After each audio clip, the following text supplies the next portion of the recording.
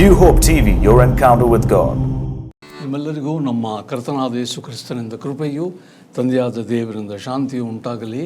ನಮ್ಮ ಧ್ಯಾನಕ್ಕಾಗಿ ಸಂತ ಯೋಹಾನನು ಬರೆದ ಮೊದಲನೇ ಪತ್ರಿಕೆ 1ನೇ ಅಧ್ಯಾಯದ 2 ವಚನಗಳನ್ನು ಓದುತ್ತೇನೆ. ನಾನು ನಿಮಗೆ ಪ್ರಸಿದ್ಧಿಪಡಿಸುವ ಜೀವವಾಕ್ಯವು ಆದಿಯಿಂದ ಇದ್ದದ್ದು, ನಾವು ಅದನ್ನು ಕಿವಿಯಾರೆ ಕೇಳಿ ಕಣ್ಣಾರೆ ಕಂಡು ಮನಸ್ಸಿಟ್ಟು ನೋಡಿ ಕೈಯಿಂದ ಮುಟ್ಟಿದ್ದೇವೆ. ಆ ಜೀವವು ಪ್ರತ್ಯಕ್ಷವಾಯಿತು, ತಂದೆಯ ಬಳಿಯಲ್ಲಿದ್ದು ನಮಗೆ ಪ್ರತ್ಯಕ್ಷವಾದ ಈ ನಿತ್ಯ ಜೀವವನ್ನು ನಾವು ಕಂಡು ಅದನ್ನು ಕುರಿತು ಸಾಕ್ಷಿ ಹೇಳಿ ಅದನ್ನು ನಿಮಗೆ ಪ್ರಸಿದ್ಧಿಪಡಿಸುತ್ತೇವೆ ಎಂಬುದೇ. ದೇವರು ಕ್ರಿಸ್ತನಲ್ಲಿರುವುದೇ ಮೂಲಭೂತವಾದ ಅಥವಾ ವಾಸ್ತವವಾದಂಥ ಸತ್ಯ ಮತ್ತು ನಿಜತ್ವ. ದೇವರು ಕ್ರಿಸ್ತನಲ್ಲಿದ್ದಾನೆ. That God is in Christ is the ultimate reality and truth. ಒಂದರಂತೆ ದೇವರು ತನ್ನನ್ನು ನಮಗೆ ತೋರಿಸಿಕೊಂಡದ್ದು ಜೀವವಾಕ್ಯದ ಮೂಲಕ ಎಂಬುದಾಗಿ ಯೋಹಾನನು ಬರೆಯುತ್ತಾನೆ. ದೇವರು ಮತ್ತು ಜೀವವಾಕ್ಯ. ಜೀವವಾಕ್ಯ ಯಾರು? ವಾಕ್ಯ ಎಂಬುವವನು ಯೇಸು ಕ್ರಿಸ್ತನೇ. ಇದೇ ನಮಗಿರುವಂಥ ಒಂದು ಸುವರ್ತಮಾನ ಅಥವಾ ಸುವಾರ್ತೆ.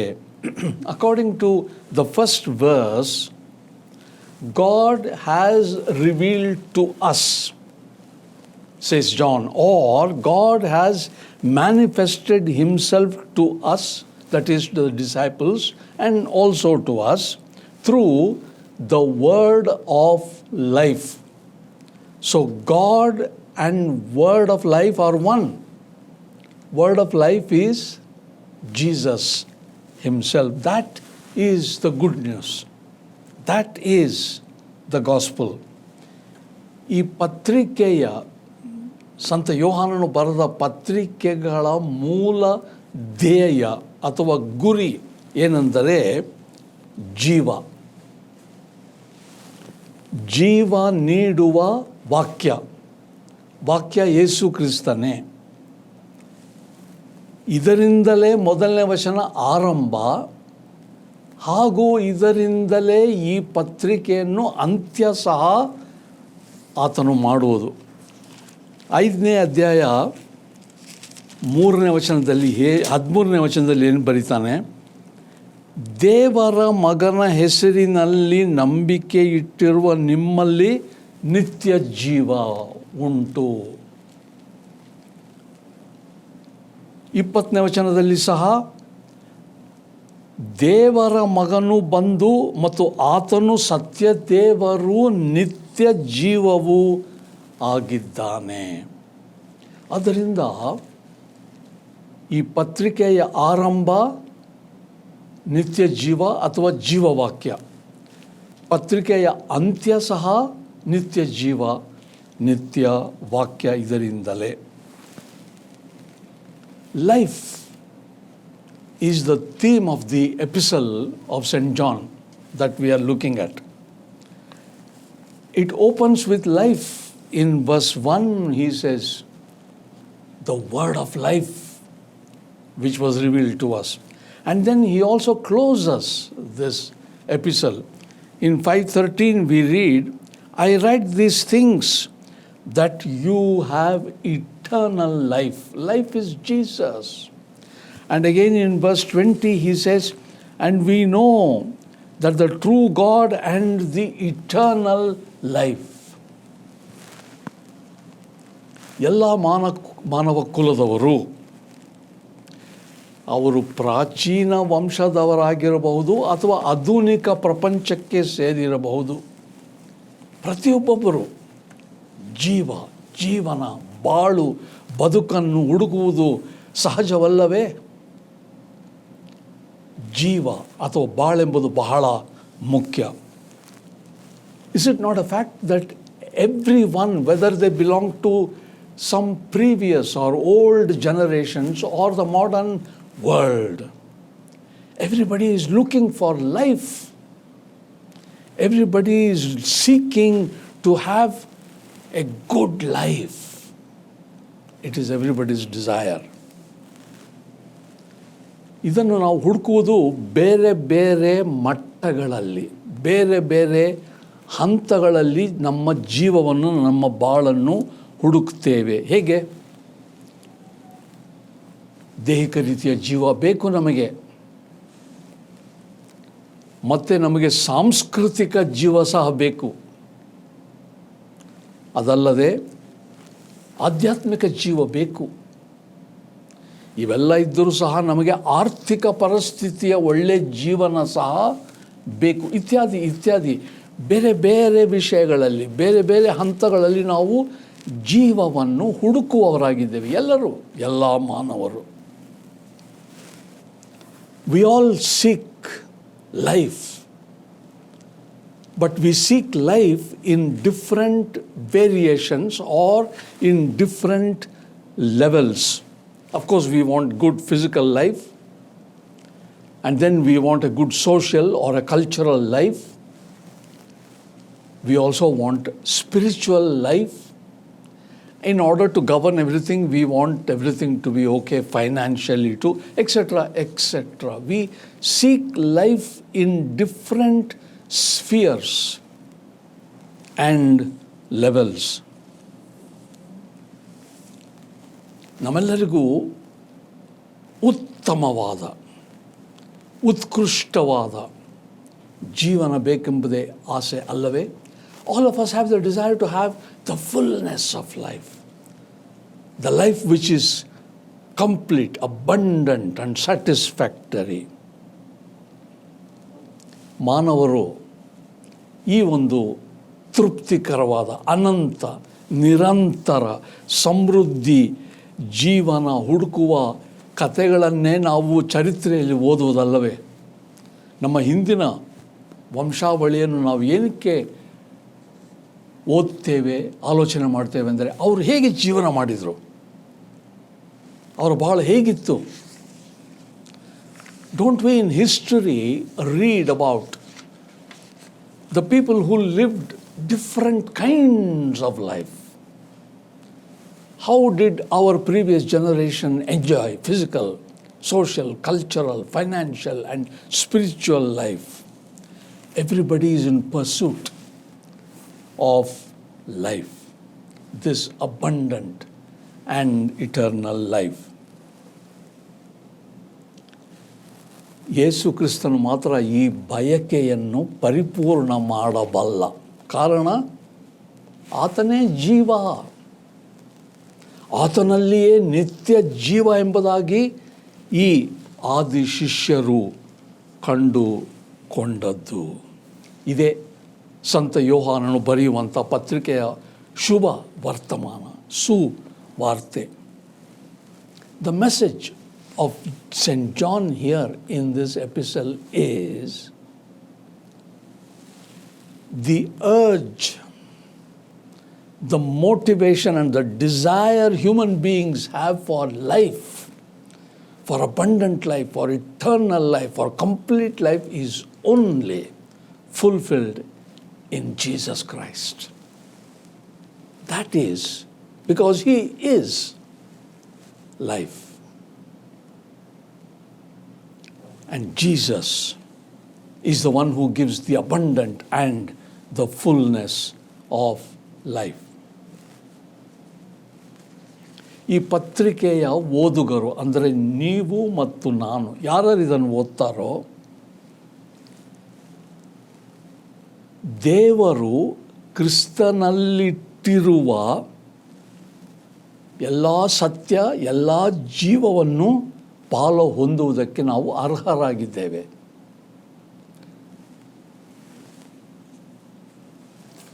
We, the readers of this epistle, can be partakers of the life that God has put in Jesus Christ, because we deserve to live a full and complete life. ಈ ಪತ್ರಿಕೆಯನ್ನು ಪ್ರಾರಂಭ ಮಾಡುವಾಗ ಯೋಹಾನನು ನಾನು ಎಂಬುದಾಗಿ ಪ್ರಾರಂಭ ಮಾಡುವುದಿಲ್ಲ, ಬದಲಾಗಿ ನಾವು.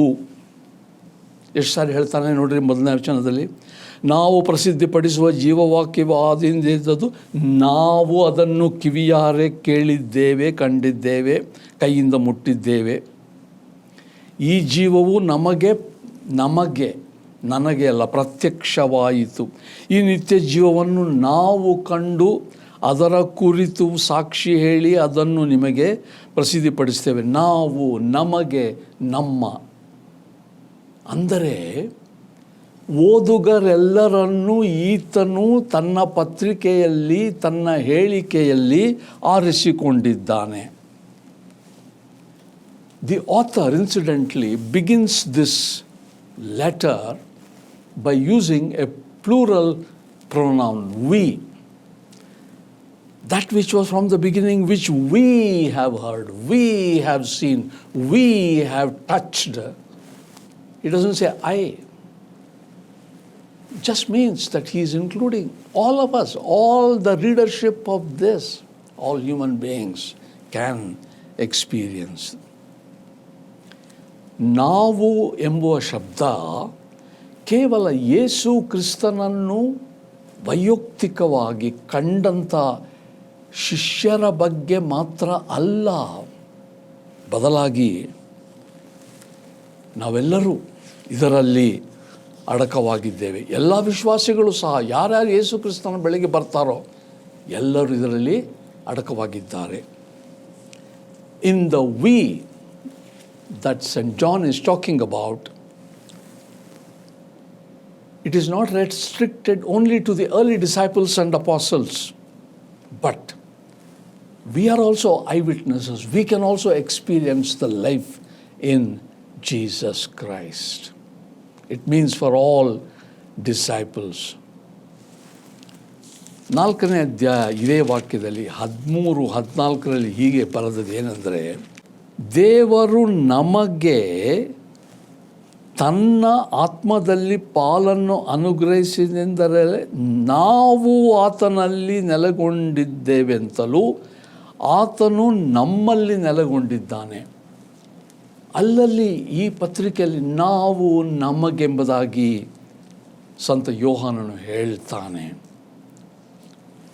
So when he says we, he is including you and me in this, because even in 4:13 he says, by this we know. Who are the we? We are all the readers. That we abide in him and he in us, because he has given us the same Spirit. ಕ್ರಿಸ್ತನ ಬಾಳಿನಲ್ಲಿ ಸೋದರ ಭಾವವಿದೆ. ಅಂದರೆ ಈ ಒಂದು ಸೋದರ ಭಾವದ ಸಂಕೇತ ಅಥವಾ ವಿಶೇಷ ಏನೆಂದರೆ, ಕ್ರಿಸ್ತನ ಜೀವ ಯಾರಲ್ಲಿ ಇದೆಯೋ ಅವರು ಯೇಸು ಕ್ರಿಸ್ತನ ಮರಣ ಪುನರುತ್ಥಾನದಲ್ಲಿ ಪಾಲು ಹೊಂದಿದವರು. ಯಾಕಂದರೆ ಯೇಸು ಕ್ರಿಸ್ತನ ಇಂದು ಜೀವಿಸುತ್ತಿರುವುದು ಪುನರುತ್ಥಿತನಾದ ಕಾರಣದಿಂದಲೇ. ಯಾರ್ಯಾರು ಯೇಸು ಕ್ರಿಸ್ತನು ನನಗೋಸ್ಕರ ಸತ್ತು ಹೂಣಲ್ಪಟ್ಟು ಎಬ್ಬಿಸಲ್ಪಟ್ಟು ನಮ್ಮದು ನಂಬ್ತಾರೋ ಅವರೆಲ್ಲರಿಗೆ ಈ ಜೀವದಲ್ಲಿ ಪಾಲು ಇದೆ. ಇದೇ ಸೋದರ ಭಾವ. ದಿ ಕಾಮನ್ ಫೀಚರ್ಸ್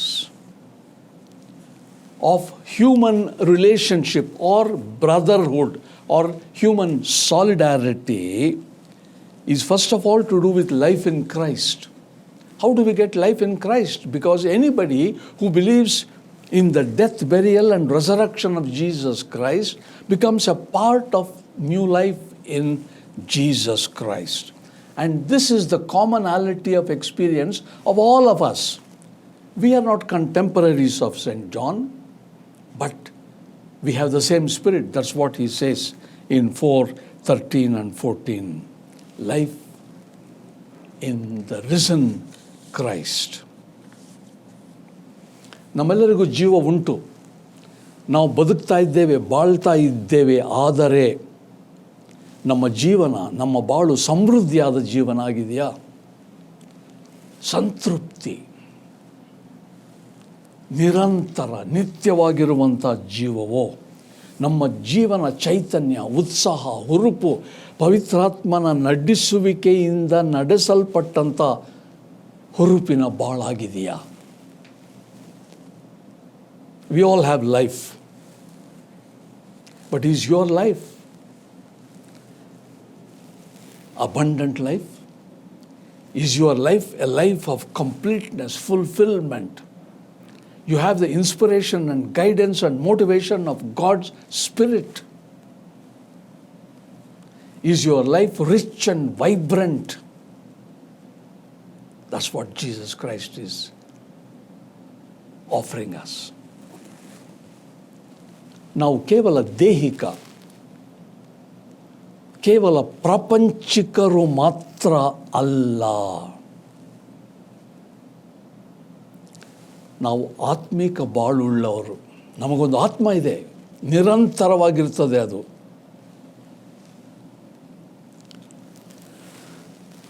ಆ ಆತ್ಮ ಎಲ್ಲಿದೆ? ಯಾರ ಹತೋಟಿಯಲ್ಲಿದೆ? ಯೇಸು ಕ್ರಿಸ್ತನಲ್ಲಿ ನಮ್ಮ ಆತ್ಮ ಇದ್ದರೆ, ನಮ್ಮ ಬಾಳಲ್ಲಿ ಯೇಸು ಕ್ರಿಸ್ತನಿದ್ದರೆ, ಆತನು ನಮ್ಮನ್ನು ಹತೋಟಿಯಲ್ಲಿಟ್ಟುಕೊಂಡು ನಡೆಸ್ತಾನೆ. ಹೇಗಾಗ್ತದೆ ಇದು? ನಾವು ಯೇಸು ಕ್ರಿಸ್ತನನ್ನು ನಂಬಿ ಸ್ವೀಕರಿಸಬೇಕು.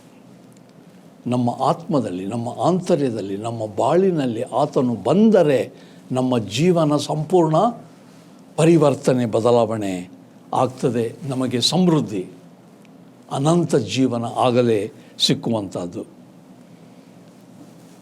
Here we are not talking primarily about the physical life. All of us have physical life. We are not just worldly people. We live in the world. But we have a spiritual aspect of life. We all have spirits and soul. We have to relate our soul and spirit to God. Whilst we can never be complete only in the physical life, it is only the spiritual dimension which brings completeness. How do we get it? We need to believe in Jesus Christ. We need to receive Him into our spirits, our souls, our inner being, our life. And when He comes in, our life becomes complete, full, abundant, and eternal life. ನಿಮಗೆ ಜೀವನ ಉಂಟು, ಆದರೆ ಎಂಥ ಜೀವನ? ಸಾಧಾರಣವಾದ ಜೀವನವೋ? ಜೀವನದಲ್ಲಿ ಬೇಸರಿಕೆ ಉಂಟಾಗಿ, ಜೀವನದಲ್ಲಿ ಅರ್ಥವಿಲ್ಲದೆ, ಗುರಿ ಇಲ್ಲದೆ ಹೋಗುತ್ತಿರುವ ಒಂದು ಬಾಳೋ? ಆಲೋಚನೆ ಮಾಡಬೇಕಾದ ಸಮಯ. ಕ್ರಿಸ್ತನಲ್ಲಿ ದೈವತ್ವ ಉಂಟು, ಅದೇ ಜೀವ. ಆ ಜೀವವನ್ನು ಕ್ರಿಸ್ತನು ನಮಗೆ ಕೊಡಲಿಕ್ಕೆ ಬಂದಿದ್ದಾನೆಂಬುದಾಗಿ ಸುವಾರ್ತಿಕನಾದ ಸಂತ ಯೋಹಾನ್ ನಮಗೆ ಹೇಳ್ತಾ ಇರೋದು. ನಿಮ್ಮ ಜೀವನ ಸಂತೃಪ್ತಿಯ ಜೀವನ ಇಲ್ಲದಿದ್ದರೆ, ನಿಮ್ಮ ಜೀವನದಲ್ಲಿ ಪರಿವರ್ತನೆ, ಬದಲಾವಣೆ ಆಗಬೇಕಾದ್ರೆ ಯೇಸು ಕ್ರಿಸ್ತನನ್ನು ಹಿಂದೆ ಈಗಲೇ ನೀವು ನಂಬಿ ಸ್ವೀಕರಿಸಿದರೆ ನಿಮಗೆ ಅನಂತ ಜೀವನ ಪ್ರಾಪ್ತಿ ಆಗ್ತದೆ. How is your life? You have life. Is it a meaningful life or life of desperation? Are you just struggling and trudging along in this world? Or do you have the abundance, the fullness, the completeness, the contentment in life? It's only Jesus Christ, when He comes into your soul and spirit, when you receive Him, you can experience the fullness, the abundance of life. May this be true in your life. ನಮ್ಮ ಜೀವನದಲ್ಲಿ ಅನಂತ ಜೀವನ, ಸಮೃದ್ಧ ಜೀವನ ಪ್ರಾಪ್ತಿಯಾಗುವಂತೆ ನಾವು ಪ್ರಾರ್ಥನೆ ಮಾಡೋಣ.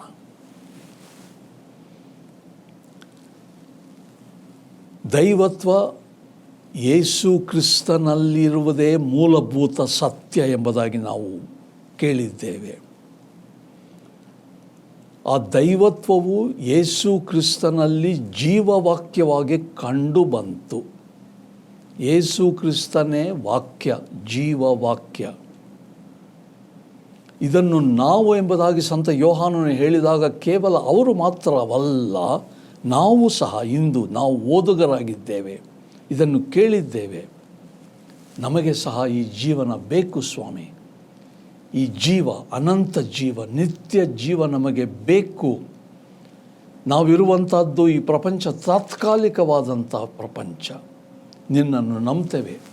ನೀನು ನಮಗೋಸ್ಕರ ಈ ಲೋಕಕ್ಕೆ ಬಂದು, ನಮಗೋಸ್ಕರ ಈ ಲೋಕದಲ್ಲಿ ಬೋಧನೆ ಮಾಡಿದಿ, ನಮಗೋಸ್ಕರ ಅನೇಕ ಅದ್ಭುತ ಕಾರ್ಯಗಳನ್ನು ಮಾಡಿ ಕಡೆಗೆ ನಮ್ಮ ಪಾಪಗಳ ಪರಿಹಾರಕ್ಕಾಗಿ ನಿನ್ನ ಶ್ರೇಷ್ಠವಾದ ಪ್ರಾಣವನ್ನು, ಪರಿಶುದ್ಧವಾದ ರಕ್ತವನ್ನು ಚೆಲ್ಲಿ 3ನೇ ದಿವಸದಲ್ಲಿ ತಂದೆಯಾದ ದೇವರಿಂದ ಪುನರುತ್ಥಿತನಾಗಿ ಎಬ್ಬಿಸಲ್ಪಟ್ಟು ನಿನ್ನಲ್ಲಿ ಜೀವ ಇದೆ, ಆ ಜೀವ ನಮಗೂ ಕೊಡು ಎಂದು ನಿತ್ಯ ಜೀವ ನಾವು ಪ್ರಾಪ್ತಿ ಹೊಂದುವ ಭಾಗ್ಯವನ್ನು ದಯಪಾಲಿಸಬೇಕೆಂದು ನಮಗೋಸ್ಕರ ಪ್ರಾಣವನ್ನು ತೆತ್ತ ಪ್ರಭುವಾದ ಯೇಸು ಕ್ರಿಸ್ತನ ಹೆಸರಿನಲ್ಲಿ ಬೇಡುತ್ತೇವೆ ತಂದೆಯೇ. ಆಮೆನ್.